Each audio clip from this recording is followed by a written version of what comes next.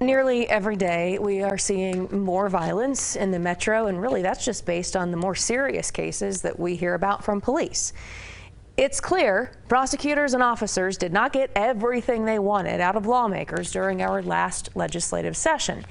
But some changes are coming, and that includes more money for pretrial services to expand that program throughout our state. Julie Frendak joins us now. So Julie, those are two words we say a lot in our crime crisis coverage. Some people may not fully know exactly what pretrial services include, let alone what could be changing here. Right, Tessa. Well, basically, first of all, they are stipulations for defendants before they head to trial when they're not held in jail. Those can range from regular check-ins to GPS monitoring to counseling even. Lawmakers allocated $6 million for the program, the pretrial services program, over the next 3 years to expand it right away. 3 areas across New Mexico already have pretrial services in place. Las Cruces, Albuquerque, and Farmington have the capability to track defendants' GPS ankle monitors. It's not something to do for everybody. It's not right for everybody. But for those who have a significant risk who aren't going to end up getting detained in jail, it's a way to, give us greater assurance about public safety. Artie Pepin is the director of the Administrative Office of the Courts. It runs the pretrial services program. Thanks to money in the proposed state budget, that program will expand. The 1st and 4th judicial districts will get it next, including 6 counties in northern New Mexico.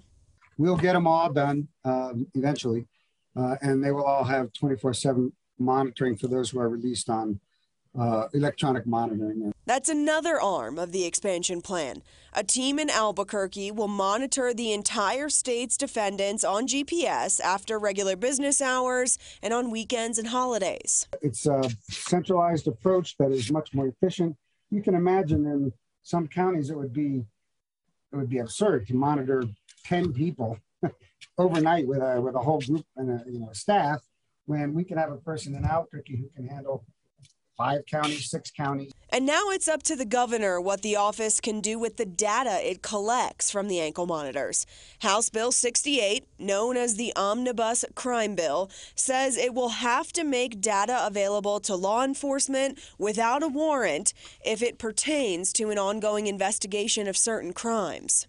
One part will be depending on if the governor signs House Bill 68, and we get that statutory direction. We'll certainly comply with that.